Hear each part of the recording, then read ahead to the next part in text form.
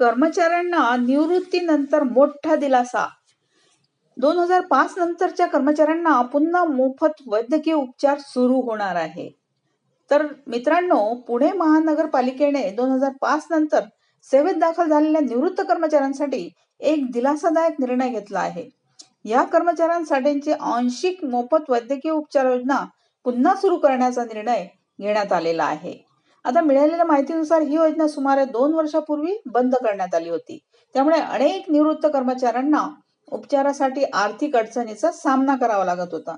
मात्र आता महानगरपालिका आयुक्त यांच्या आदेशानंतर ही योजना पुन्हा कार्यान्वित करण्यात येत आहे. या निर्णयाला यापूर्वी स्थायी समिती तसेच महासभेची मंजुरी मिळालेली आहे.